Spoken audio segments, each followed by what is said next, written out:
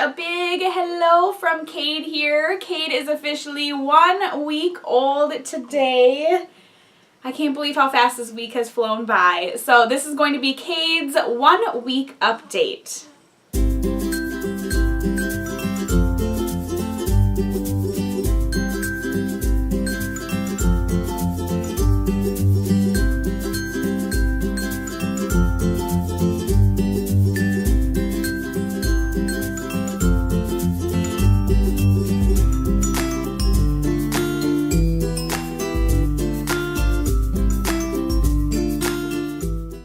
Like his introduction video that I filmed yesterday. I am so glad that he is awake and alert for you guys so you can catch a glimpse of him.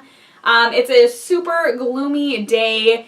It's raining and thundering and lightning, so if you hear that, that's what that is in the background here. Kade was born last Monday, September 25th at 2:46 p.m. He came into this world a little bit differently than we were expecting. He was born via C-section after a long 4-day failed induction, which I will talk about in my labor and delivery story, so I won't get too much into that right now. But he was 9 pounds and 4 ounces and 22.5 inches long. He is just our big, long boy, aren't ya? But yeah, he is a super good baby. He is relatively easy, doesn't cry too often. He does not like diaper changes or kind of being like transitioned between people if you pass him off. He's not a huge fan of that, but he does settle down rather quickly. He really likes having his little booty padded. Even when you're burping him, if you put him up on your shoulder, he does not like his back to be patted, but rather his booty to be patted, and that'll get him to burp most of the time. He's just flirting over here with me. He's a pretty good eater as well. And I'll go into this a little bit more for the labor and delivery story, but we were supplementing a little bit with formula. For the most part, we have stopped doing that now that my breast milk has come in. But yeah, he's a pretty good eater.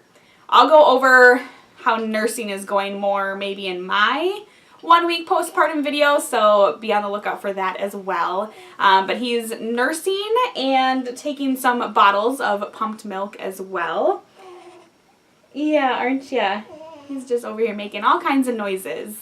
As far as sleeping goes, it's a little inconsistent, I would say. The other night, for example, we got, let's see, like a 3 or 4 hour stretch, followed by, oh, it's okay, followed by like a 2 or 3 hour stretch, so it was just an awesome night of sleep.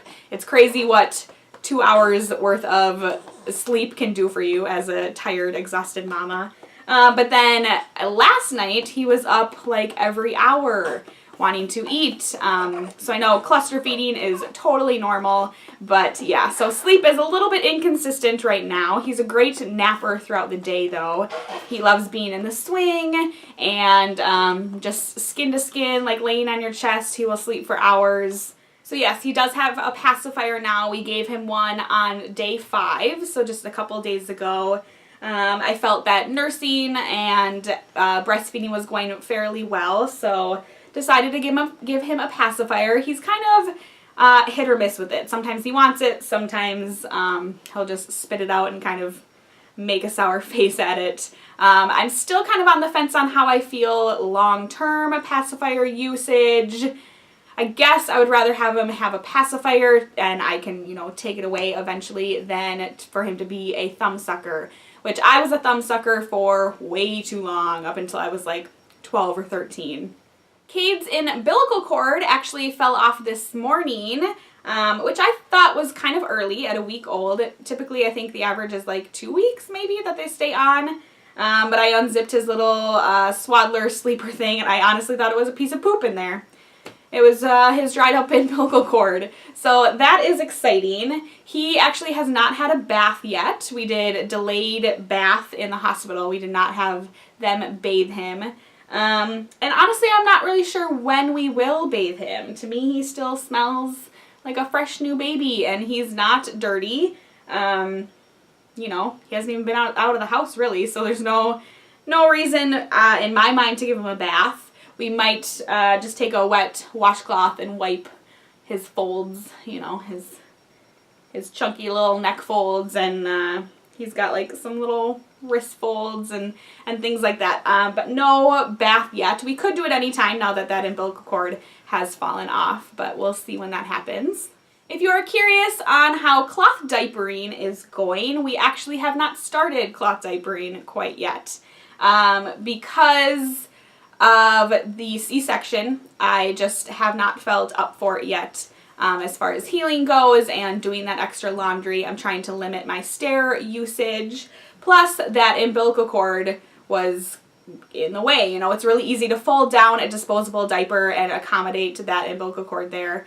But the cloth diapers, we will get to them when we get to them. We actually do have a lot of disposable diapers to go through.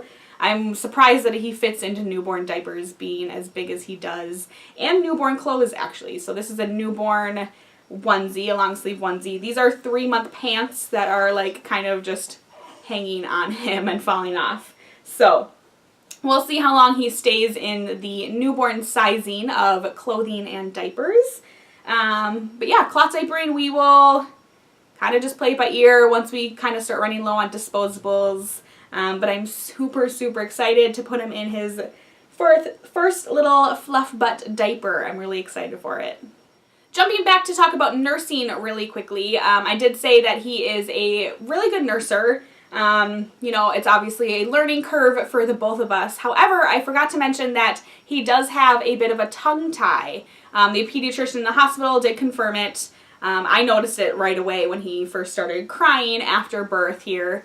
But yeah, so he does have a bit of a tongue tie. His first pediatrician appointment is tomorrow morning, and I am going to have her look at it as well because I believe it's causing a little bit of issues with nursing as far as pain goes and just developing that really good deep latch.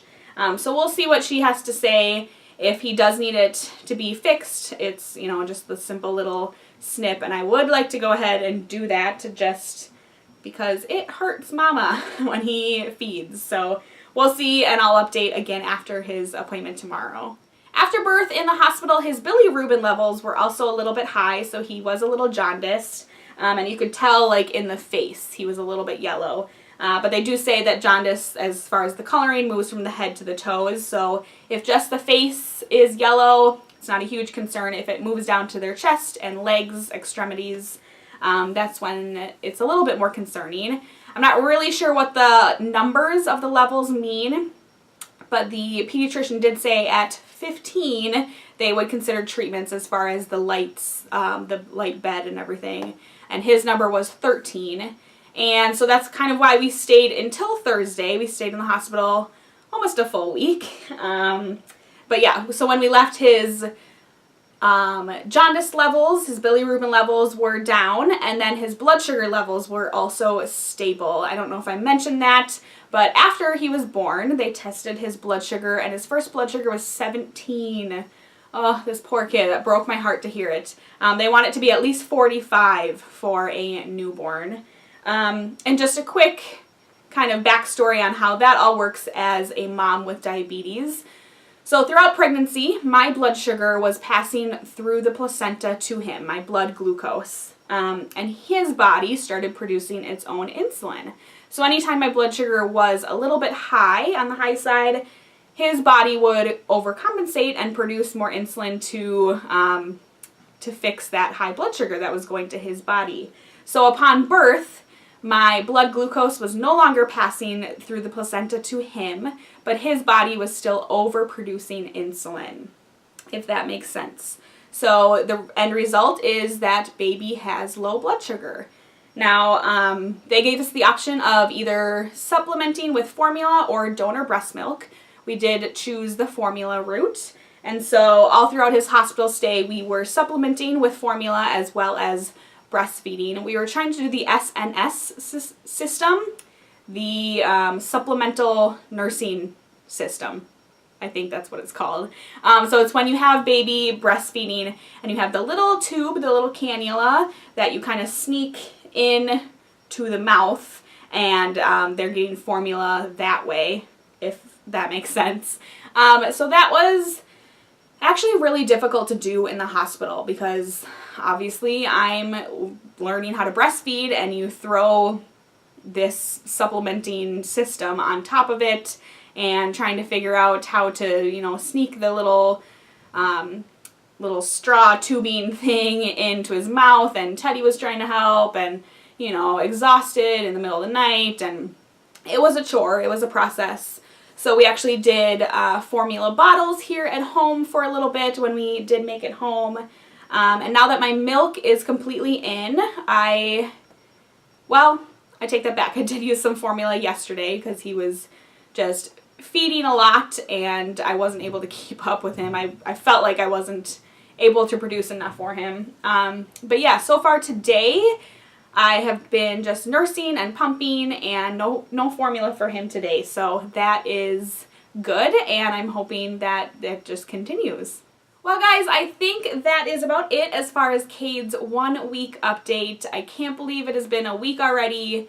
Time is just flying by and we are so in love with him. He is just perfect in our eyes. I'm kind of bummed that he fell asleep because I wanted to show you a close-up of him. Let me see if I can just show him off a little bit for you guys. Here's his beautiful head of hair. I think it's a perfect amount, you know? But here he is. Oh, he's asleep. Yeah, so he's our big guy. Our big chunky little man, Oh, bright lights, huh? Bright lights, buddy. I'm sorry. Thank you guys so much for watching. Be on the lookout for my 1 week postpartum video, as well as his labor and delivery story and some footage from the actual labor. Not so much of the delivery. I guess we didn't film the C-section. But we got all kinds of pictures to throw in there as well. So again, thank you for watching. Be sure to subscribe. I'm almost up to 2,000 subscribers. You guys are awesome.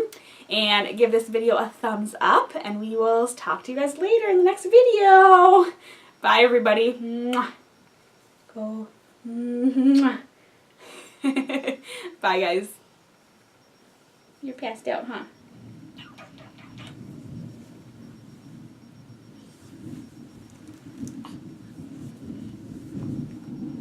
Oh, you pooped again?